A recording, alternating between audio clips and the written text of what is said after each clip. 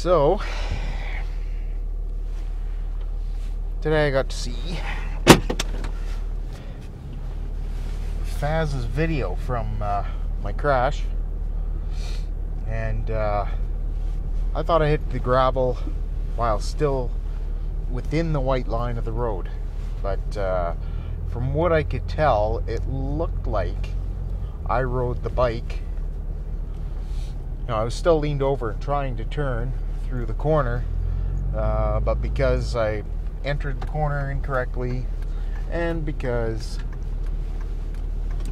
I scraped the peg and it kind of scared the crap out of me, or startled me and made me kind of overcorrect the other way, I went wide, and it looks like I crossed the white line, and that road essentially had no shoulder to speak of. It might have been 1 foot wide, right? So 30 centimeters for people who are fully metric.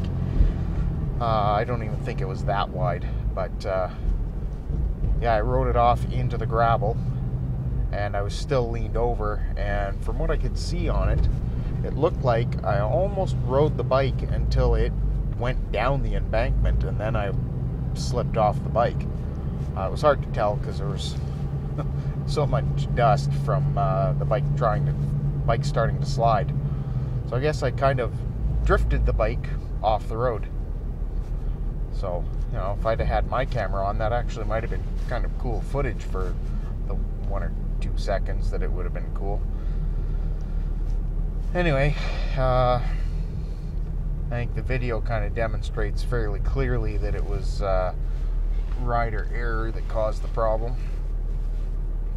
And, it wasn't just one thing I did, it was a few little things that caused the problem. If I had started the corner properly, I wouldn't have had the problem. If grinding the peg didn't startle me, I probably would have made the corner and it wouldn't have been a problem. If I'd been going maybe 10 kilometers an hour slower, it wouldn't have been a problem. But all those things put together built an accident. So that's probably the case with most accidents. It's not normally just one judgment error. It's a few things that kind of pile together to make one big oh crap moment. And as a few guys commented on my accident or my ride report or whatever, I was pretty lucky. Things could have gone quite a bit worse, and I do feel like I was pretty lucky.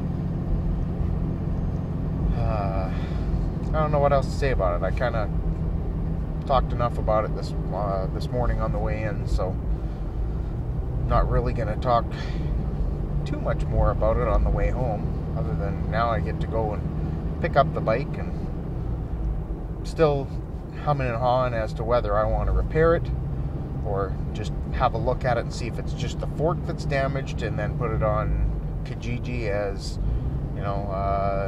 bike's been in an accident, needs new forks, or maybe I should replace the forks, sell it, and get something that's a little bit more sedate to ride. Or, because there are a few issues with the bike that I wouldn't say annoy me, but they're things that I would like to improve. The range of the bike, because of it says 15 liters, but the most I've been able to get into it from bone dry is about 14 and a half. But whatever, maybe if I stood there a little longer and added 50 milliliters at a time and let it bubble back down, maybe you do get 15 liters in there if it's right to the top. But I don't know. But that's annoying. It's not so bad that like you can go 200 or 220 kilometers on a tank.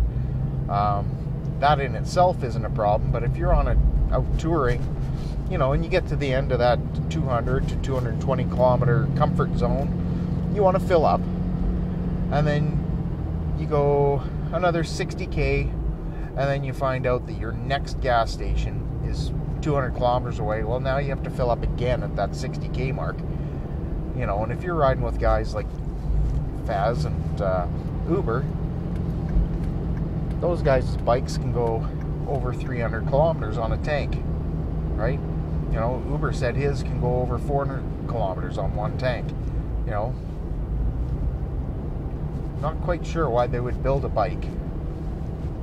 I guess they're assuming it's just a city bike, but I mean, it's got a big stonking V-twin engine in it. You'd think it would be used for the odd bit of touring, you know, or I don't know. It's just that's one of the things that frustrates me.